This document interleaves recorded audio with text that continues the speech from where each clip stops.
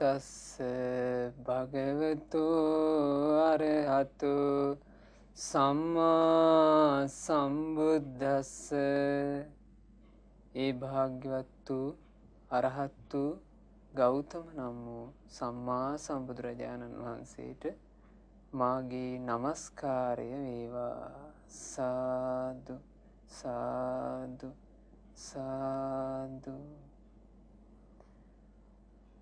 ශ්‍රද්ධාවන්ත පින්වතුනි, අපි දන්නවා බුදුරජාණන් වහන්සේ නමකගේ යුගයක් ලෝකයට කලාතුරකිනුයි පහළ වෙන්නේ. අපගේ ශාස්ත්‍රඥ වහන්සේ වදාළේ කිච්චෝ බුද්ධානං උප්පාදෝ, බුදු කෙනෙක් ලෝකයට ඊටමත් කලාතුරකින් පහළ වන බවයි. ඒ වගේම ඒ බුදු කෙනෙකුගේ ශාසනයක් මනුස්ස ජීවිතයක් සමග මුණ ගැහෙන්නේ ඊටමත්ම කලාතුරකින්. බුදුරජාණන් වහන්සේගේ ශාසනයත් මනුස්ස ජීවිතෙත් දෙකම එකට මුණ ගැහිම අපි හඳුන්වනවා ෂණ සම්පatti. සසර ගමනත් එක්ක ගත්තාම බුදුරජාණන් වහන්සේ නමකගේ ශාසනයක් මිනිස්සුන්ට මුණ ගැහිම ෂණයක් වගේ සුළු කාලයක්. ඒ නිසා භාග්‍යවතුන් වහන්සේ වදාළේ කනෝ වෝ මා උපජ්ජක, මේ ෂණේ කිසි කලෙක අත්හැර ගන්න එපා. කන තීතා සෝචන්ති, ෂණේ අත්හැරුච්ච අය ශෝක කරනවා. නිරයම් සමප්පිතා, නිරේ ඉපදෙලා ඒ අය ශෝක කරනවා කියලයි බුදුරජාණන් වහන්සේ වදාළේ. ඒ නිසා කෙනෙකුට එක වතාවක් බුදු සසුනක් අත්හැරිලා ඒක මගහැරුණොත් ආයේ කවදා බුදු සසුනක් මුණ ගැහිවිදයි අපිට කියන්න පුළුවන් කමක් නැහැ. මීට කල්ප ලක්ෂයකට පෙර පදුමුත්තර සම්මා සම්බුදුරජාණන් වහන්සේ ලොව පහළ වී වැඩ සිටියා. එකල පදුමුත්තර බුදුරජාණන් වහන්සේ පහළ වෙලා ලෝ සතුන් කෙරෙහි අනුකම්පාවෙන් චතුරාර්ය සත්‍ය ප්‍රකාශිත ධර්මයේ දේශනා කරලා සියලු බුද්ධ කෘත්‍ය නිම කළ උන්වහන්සේ පිරිනිවන් පා වදාළා. ඒ පදුමුත්තර බුදුරජාණන් වහන්සේ පිරිනිවන් පෑවට පස්සේ උන්වහන්සේගේ ධාතු නිදන් කරලා ධාතු ස්තූප ගොඩ නැගුණා. ඉතින් මේ කල්ප ලක්ෂයකට පෙර යුගයේ ඉපදිලා හිටපු එක්තරා තරුණයෙක් මේ පදුමුත්‍ර බුදුරජාණන් වහන්සේගේ නාමයෙන් ධාතුන් වහන්සේට තැන්පත් කරලා ඉදිරියලා තිබ්බ ස්තූපයකට වන්දනාමාන කරලා සිත පහදවා ගත්තා. ඔබ දන්නවා බුදුරජාණන් වහන්සේලාගේ, පසේ බුදුරජාණන් වහන්සේලාගේ, මහරහතන් වහන්සේලාගේ ධාතුන් වහන්සේලාට අපෝපස්ථාන කරොත්, වන්දනාමාන කරොත්, ගරු සත්කාර කරොත් ඒකෙන් බොහෝ පින් රැස් වෙන බව. ඉතින් අර ධාතු වන්දනාමය පින්කමින් මේ තරුණයා මරණින් මත්තේ නිම්මාන රතිය කියන දෙව්ලොව උපත ලැබුවා. ඉතින් ඒ විදිහට ඔහුට ඒ ලැබුණු බුද්ධ සසුනින් ලැබුණු මනුස්ස ජීවිතේ යම් හෝ යහපතක් සිදු කරගන්න පිළිවන් වෙන නිසා ඔහුට සුගතිය ඉපදින්නවත් වාසනාව ලැබුණා. සසර ගමන කියන්නේ කොච්චර භයානක එකක්ද. ඒ බුදු සසුන තුල ඔහුට සසරින් නිදහස් වෙන්න බැරි වුණා. සසරින් නිදහස් වීම පිණිස පවතින ධර්මයේ කෙරෙහි අචල ප්‍රසාදයකටවත් පත් වෙලා මාර්ගඵල ලබන්නවත් බැරි වුණා. ඒ නිසා පින්වතුනි, ආයමත් බුදු සසුනක් මුණ ගැහෙන්න කල්ප ලක්ෂයක අති දීර්ඝ කාලයක් සසර ගමනේ පැමිණෙන්න ඒ තරුණයාට සිදු වුණා. කල්ප ලක්ෂයකට පස්සේ මේ මහා භද්‍ර කල්පය, භද්‍ර කියලා කිව්වේ සොඳුරු කල්පය. මක් නිසාද මේ කල්පය සොඳුරු වෙන්නේ? වෙන කිසිවක් නිසා නොවේ. මේ මහා භද්‍ර කල්පයේ ලෞතුරා සම්මා සම්බුදුරජාණන් වහන්සේලා 5 නමක් ලෝකයට පහළ වෙන නිසා. ඉතින් මේ මහා භද්‍රකල්පේ මිනිස් ආයුෂ අවුරුදු 120ක් වෙච්ච යුගයේ අපේ ශාස්ත්‍ර වූ ගෞතම බුදුරජාණන් වහන්සේ ලොව පහළ වුණේ. ඉතින් එකල අර පදුමුත්තර බුදුරජාණන් වහන්සේගේ ධාතුන් වහන්සේලාට වන්දනා කරලා පින් රැස් කරගෙන හිටපු ඔහු ශාක්‍ය කුලේ ඉපදිලා භගු නමින් හැඳින්වුවා. මේ භගු කුමාරයා ක්‍රමයෙන් වැඩෙද්දී කල වයස පැමිණෙනකොට ඔහුට හොඳට තේරෙන වයසේ බුදුරජාණන් වහන්සේ සුද්ධෝදන මහරජතුමාගේ ආරාධනාවෙන් තමන්ගේ ඥාතීන් දකින්ට කිඹුල්වත්පුරයට පැමිණුණා.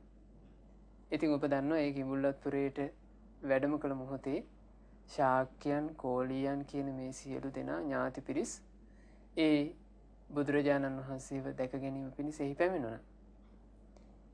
ඉතින් ඒ වෙලාවේ කිඹුල්වත්පුරයට වැඩිය මොහොතේ බුදුරජාණන් වහන්සේ අර රැස්වුණ ඥාතීන්ට ඥාතින්ගේ මාන්නේ බිඳින්ට ධර්ම දේශනා කරන්නට යමක මහා ප්‍රාතිහාර්ය ආදී නොයෙකුත් එරදීන් පෑවා. ඒ වගේම උන්වහන්සේ එහි පැමිණුණේ 20000ක් මහරහතුන් පිරිවරාගෙන. ඉතින් කතරම් සුන්දරත්වයක් තිබුණාද කියලා අපට සිතන්න අමාරුයි. ඊතරම්ම සුන්දරත්වයක් එහි තිබුණා. ඉතින් එදා බොහෝ දෙනෙක් ඒ අපගේ ශාස්ත්‍රඥ වහන්සේ කෙරෙහි බුදු සසුන කෙරෙහි ශ්‍රාවකයෝ කෙරෙහි බොහෝ සෙයින් සිත පහදව ගත්තා. ඉතින් ඒ වෙලාවේ මේ භගු කුමාරයාත් එහි පැමිණිලා හිටියා. භගු කුමාරයාගේ හිතෙන් ලොකු ප්‍රසාදයක් හටගත්තා බුදුරජාණන් වහන්සේ කෙරෙහි. ඒ වගේම මේ ශ්‍රාවක සංගරුවන කෙරෙහි. ඉතින් අනුරුද්ධ කිම්බිලාදී කුමාරවරුන් බුදුරජාණන් වහන්සේ හමුවේ පැවදින මොහොතේ මේ භගු කුමාරයාත් ගිහිල්ලා ඒ අපගේ ශාස්ත්‍රඥ වහන්සේ සමීපේ උතුම් පැවිද්ද උතුම් උපසම්පදාව ලබා ගත්තා. හොඳට ධර්ම විනය ඉගෙනගෙන උන්වහන්සේ හුදකලා වීම පිණිස වනසෙනසුරකට වැඩම කළා. ඒ කාලේ භගු ස්වාමීන් වහන්සේ වැඩ වාසය කළේ බාලක ලෝණක කියන ගමේ. මේ භගු ස්වාමීන් වහන්සේ පින්වත්නි නිදිමත නිසා අතිශයින් පීඩා විඳ කෙනෙක්. ඔබ දන්නවා බුදුරජාණන් වහන්සේ දේශනා කළා කෙනෙකුගේ හිත දියුණු කරගෙන යද්දී ඒක දියුණුවට බාධා කරන්න පංච නීවරණ පැමිණෙනවා හිත ඇතුළෙන්ම. ඒ නිසා බුදුරජාණන් වහන්සේ මේ පංච නීවරණ හැඳින්වුවා අකුසල රාශි කියලා. මේ පංච නීවරණ තමයි කාමච්ඡන්දේ, ව්‍යාපාදේ, තීන මිද්දේ, උද්ධච්ච කුක්කුච්චේ, විචිකිච්ඡාව කියන දේවල්. ඉතින් ඒ අතරේ නිදිමත කියන්නේ දුරු කරන්න අසීරු නීවරණ ධර්මයක්.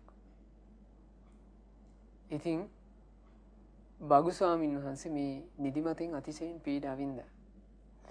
බාලක ලෝණ ගමේ තිබුණු පුංචි කුටියකයි උන්වහන්සේ වැඩ වාසය කළේ. ඉතින් උන්වහන්සේ සක්මන් කරමින් ඉඳගෙන භාවනා කරමින් මේ නිදිමත දුරු කරන්න අතිශයින් මහන්සි ගත්තා. කුටිය ඇතුලේ වාඩි වෙලා භාවනා කරද්දී නිදි කිරා වැටෙනවා. ඉතින් උන්වහන්සේ තීරණය කරා සක්මනට පිවිසලා මං සක්මනේ මේ නිදිමත දුරු කරන්න ඕනේ. ඉතින් සක්මනේ නිදිමත දුරු කරන්න කියලා පින්වත්නි සක්මනේ සක්මන් කරන්න ලැහැත් වෙනකොට කොච්චර නිදිමතයිද කියන්නේ. උන්වහන්සේ ඒ සක්මන මතම ඇදගෙන වැටුණා. සාමාන්‍ය කෙනෙකුගේ හිතනම් මේ වෙනකොට වැටෙනවා. මට නම් මේ නිදිමත දුරු කරගන්න බෑ. අයියෝ මේ නිදිමත නිසා මං කොච්චරනම් පීඩා වින්දාද කියලා සාමාන්‍ය කෙනෙකුගේ හිත වැටෙනවා. නමුත් මේ ස්වාමීන් වහන්සේ කලබල වුණේ නැහැ. ආයෙමත් නැගිට්ටා. නැගිටලා අතේ පයේ ගෑවිච්ච වැලි පිහ දැම්මා. පිහදාලා ආයෙමත් සක්මන් කළා. කොච්චර බලවත්ද ඒ වීරිය. ඒ බලවත් වීරිය නිසා උන්වහන්සේගේ හිත සක්මන තුල හොඳට එකඟ වුණා. සක්මන තුල හිත එකඟ වෙනකොට උන්වහන්සේ ප්‍රීති සිතින් ගිහිලා වාඩි වෙලා හොඳට සිත භාවනා අරමුණු තුල එකඟ කළා. සුළු මොහොතකින් මහරහතන් වහන්සේ නමක් බවට පත් වෙන්න වාසනාව ලැබුණා. පින්වන්දි භාග්‍යවතුන් වහන්සේ දේශනා කළා මේ හිත තුල හටගත්තාය ඌ යම් තීන මිද්දයක් තියනවද? එහෙම නැත්නම් මේ නූපන් තීන මිද්දයක් උපදින්න තියනවද? මේ සියල්ල දුරු කරන්න තියෙන්නේ කරුණු තුනකින්. ඒ මොකද්ද? ආරම්භ ධාතු, නික්ඛම ධාතු, පරක්කම ධාතු. ආරම්භ ධාතු කිව්වේ ඒකේ නම් මේ අකුසල් දුරු කිරීම පිණිස, නිදිමත ආදී මේ අකුසල් දුරු කිරීම පිණිස වීරිය පටන් ගන්නවා. ඒ වීරිය පටන් ගැනීමම තීන මිද්ද දුරු කරන්නට හේතුවක්. ඊළඟට මේ පටන් ගත්ත වීරිය නික්ඛම ධාතු හොඳට පවත්වගෙන යනවා. දැන් බලන්න බගු ස්වාමීන් වහන්සේ වාඩි වෙලත් නිදිමත දුරු කරන්න මහන්සි වුණා. වාඩි වෙලා බැරි වෙනකොට සක්මන් කර කරත් ඒ නිදිමත දුරු කරන්න මහන්සි වුණා. ඒකට කියනවා නික්ඛම ධාතු. ඒ වීරිය පවත්වනවා. ඊළඟට තියෙනවා පරක්කම ධාතුව. ඒ තමයි දැඩි පරාක්‍රමයෙන් ඒ නිදිමතට එරෙහිව උන්වහන්සේ වීරිය පවත්වනවා. ආන්නේ ඒකත් ශ්‍රාවකෙක් තුළ තිබිය යුතු එකක්. දැන් බගු ස්වාමීන් වහන්සේ සක්මනේ වැටුණත් වීරිය සිඳගත්තේ නැහැ. තව තවත් වීරිය බලවත් වුණා. ඒ හේතුවෙන් උන්වහන්සේ නිදිමත සම්පූර්ණයෙන් දුරු කළා. ඉතින් උන්වහන්සේ නිකලස් භාවයට පත් වුණාට පස්සේ අපගේ ශාස්ත්‍රඥ වහන්සේ ඒ බව දිවසින් දැක්කා. ඔබ දන්නවා බුදුරජාණන් වහන්සේ නමක් කියන්නේ අසීමිත ඥාන, අසීමිත අසිරිමත් ඥාන සහිත උත්තමයන් වහන්සේ නමක්. දිවසින් මේ සිදුවීම දැකලා බගු ස්වාමීන් වහන්සේගේ වීරිය ගැන බුදුරජාණන් වහන්සේට ගොඩාක් හිතේ නිරාමිස සතුටක් ඇති වුණා. ඒ සතුටින් බුදුරජාණන් වහන්සේ වැඩ හිටියේ තැනින් නොපෙනී ගිහිල්ලා බගු ස්වාමීන් වහන්සේ වැඩ හිටපු ඒ බාලක ලෝණේ කුටිය ඉදිරියේ පහළ වුණා. පහළ වෙලා බුදුරජාණන් වහන්සේ බගු ස්වාමීන් වහන්සේට කතා කළා. කතා කරලා කියනවා, පින්වත් භික්ෂුව, ඔබ මේ හුදකලා කුටියේ වාසය කරන්නේ බලවත් වීරියෙන් නේද? ඒ වෙලාවේ බගු ස්වාමීන් වහන්සේ තමන් වහන්සේ වීරිය වඩපු ආකාරය ප්‍රකට කරමින් මේ උතුම් ගාථාවන් දේශනා කළා. මං හිටියේ හරීම නිදිමතෙන්. කුටියෙන් එළියට ආවෙත් නිදිමතෙමයි. සක්මන් කරන්න හිතාගෙන සක්මන්ට ගොඩ වෙන්දී එතන මැදගෙන වැටුණා. මේ බුදුරජාණන් වහන්සේ අතින් තමන් වහන්සේ වඩපු වීරිය ගැන කියන්නේ. මං ආයෙමත් නැගිට්ටා. අත්පාවල වැලි පිස දැම්මා. සක්මනට ගොඩ වුණා. හිත හදාගෙන සක්මන් කළා. මනාකොට සිත එකඟ කරගත්තා. ඒ උන්වහන්සේගේ තුල තිබුණු බලවත් වීරිය, නිදිමත දුරු කර ගැනීම පිණිස තිබුණු බලවත් කැමැත්ත නිසා උන්වහන්සේට ඊටමත් පහසුවෙන් ඒ සිත එකඟ කරගන්න අවස්ථාව ලැබුණා. ඒ වීරිය නොසිඳ පැවැත්වූ නිසා. ඉතින් ඒ වීරිය නිසා මේ සසර දුකින් නිදහස් වෙන්න, නිදිමතින් විතරක් නෙවෙයි, මුළු මහත් දුකින්ම නිදහස් වෙන්න උන්වහන්සේට වාසනාව ලැබුණා. බලන්න, ප්‍රඥාවෙන් පිරී ඉතිරී ගිය, වැඩූ පිනෙන් පිරී ඉතිරී ගිය ඒ උතුමාණන්ගේ ජීවිතේ කොයිතරම් අසිරිමත්ද. උන්වහන්සේ බුදුරජාණන් වහන්සේ අතින් කියනවා, ස්වාමිනී භාග්‍යතුන් වහන්සේ, ඒ තුලින්ම මා තුළ යෝනිසෝ මනසිකාරය ඇති වුණා. ප්‍රකට උනේ සංස්කාරයන්ගේ ආදීනවමයි. අවබෝධයෙන් යුතුවම කලකිරීමේ තුල සිත පිහිටියා. සුළු මොහොතකට පෙර නිදිමත නිසා බලවත් පීඩාවින්ද සිත උන්වහන්සේට වීර්යයේ පරාක්‍රමයෙන් දමනය කරන්න පුළුවන් වුණා. ඒ සිත දැන් හොඳට සංසිඳිලා තියෙනවා. ඉතින් ඒ සංසිඳුණු පිහිටින් හොඳට ධර්ම මෙනෙහි කරන්න උන්වහන්සේට පුළුවන් වුණා. ඒ දමනීය වුණු සිත නිසාම යෝනිසෝ මනසිකාරේ හටගත්තා. මේ ඉපදෙන මැරෙන ලෝකේ යථාර්ථය මනාකොට අවබෝධ වුණා.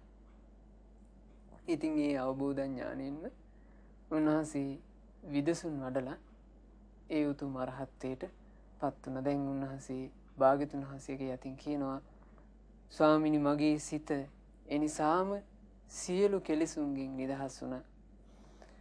මේ ධර්මයේ ආශ්චර්ය බලන්න මා ත්‍රිවිද්‍යාව ලබා ගත්තා. බුද්ධ ශාසනය සම්පූර්ණ කරගත්තා. බලවත් වීරියෙන් තමන්ම මහන්සි වෙලා ඒ නිදිමත දුරු කිරීමත් ඒ උතුම් මහරහතන් වහන්සේලා දැක්කේ ශ්‍රී සද්ධර්මයේ තුල තියෙන අద్භූත ආශ්චර්යමත් දෙයක් විදිහට. මොකද උතුම් ශ්‍රී සද්ධර්මයේ නිසයි උන්වහන්සේලාට මේ අකුසල් වලින් කිලිටි වුණු නිදිමත ආදී නීවරණයන්ගෙන් කිලිටි වුණු සිත පිරිසිදු කරන්න ලැබුණේ. ධර්මයෙන් තිබෙන්න ඉපදුව හාස්කමක් කරන්න වෙන දෙයකට පුළුවන්කමක් නැහැ. ඒ නිසා තමන්ගේ නිකලෙස් භාවය උන්වහන්සේලා දුටුවේ සද්ධර්මයේ ආශ්චර්යයක් විදිහට. ඒ නිසා කියනවා සද්ධර්මයේ ආශ්චර්ය බලන්න. මාත් සියලු කෙලෙසුන්ගෙන් නිදහස් වුණා. මේ බුදු සසුන සම්පූර්ණ කරගත්තා.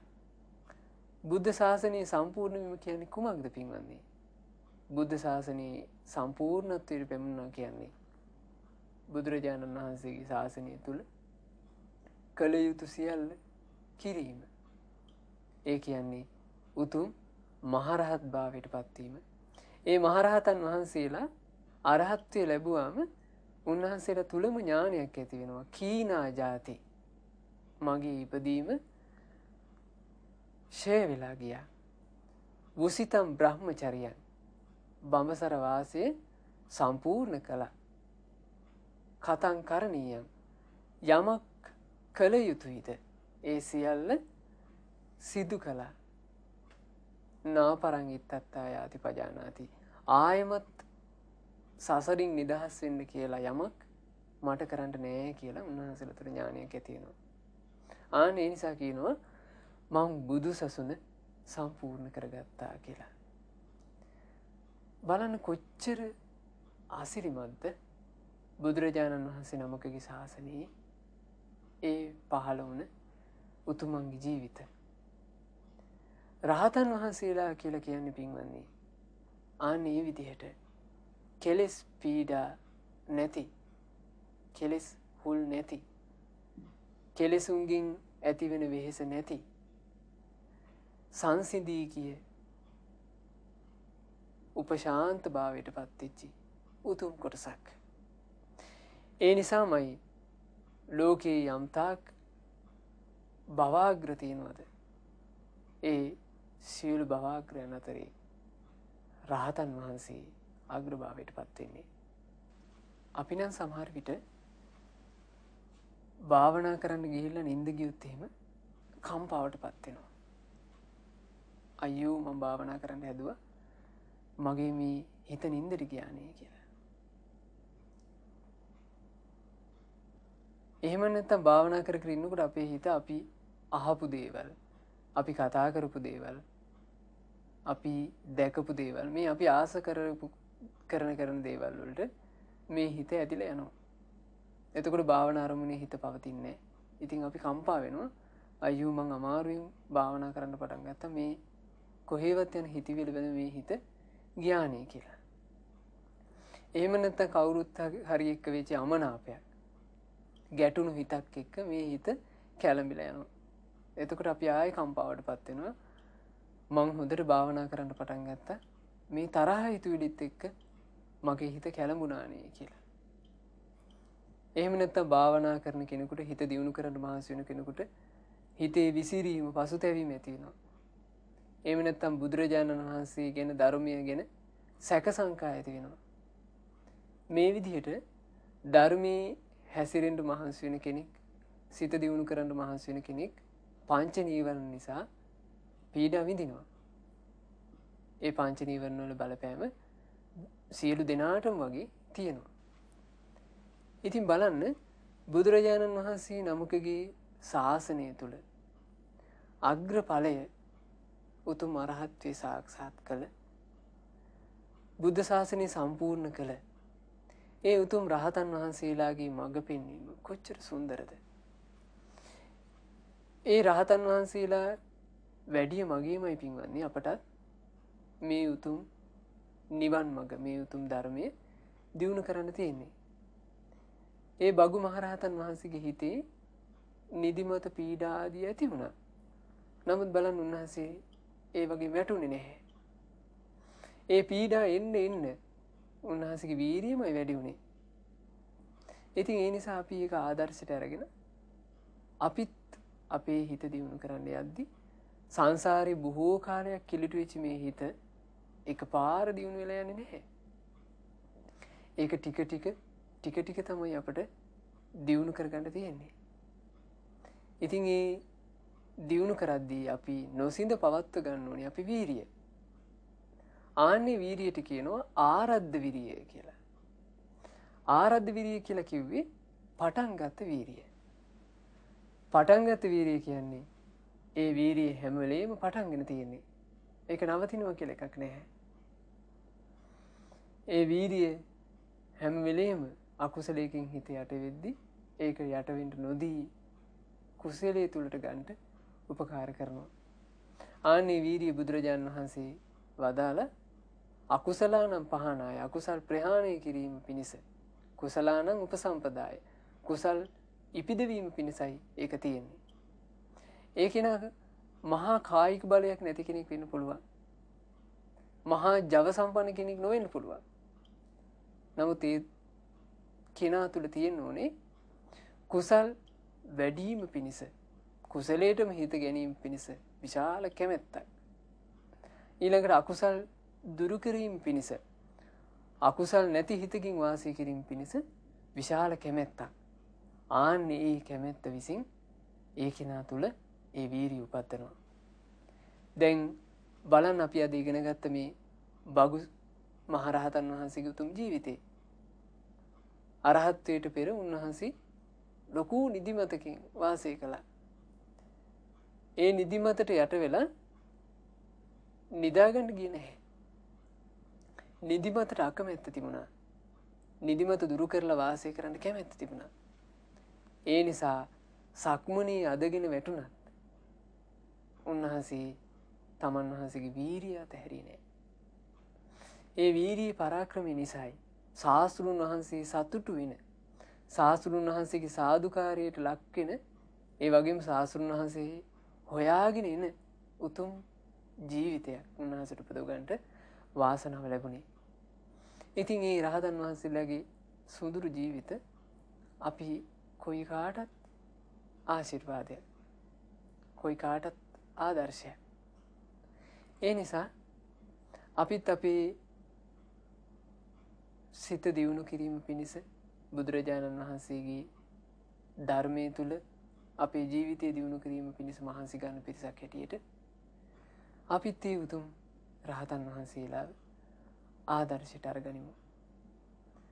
බගු මහරහතන් වහන්සේ ආදී ඒ උතුම් මහරහතන් වහන්සේලා සියලු දෙනාම මේ සිතේ තියෙන කෙලෙස් ගැට ලියා දැමුවේ බොහෝමත්ම වීරිය. ඒ වීරිය කුසල් දියුණු කිරීම පිණිසත් අකුසල් දුරු කිරීම පිණිසත් පැවතුන එකක්.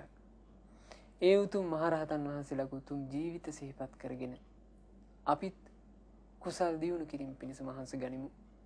අකුසල් දුරු කිරීම පිණිස මහන්සි ගනිමු. ඉතින් බුදුසසුන ඒකාලෝක කළ ඒ උතුම් මහරහතුන් හතරේ බැබලෙමින් වැඩ සිටිය බගු මහරහතන් වහන්සේට අපගේ නමස්කාරය වේවා. ඒ භාග්‍යවත් වූ අරහත් වූ ගෞතම සම්මා සම්බුදුරජාණන් වහන්සේගේ රහතුන් ප්‍රමුඛ මහා සංඝරත්නයට අපගේ নমස්කාරය වේවා. සාදු සාදු සාදු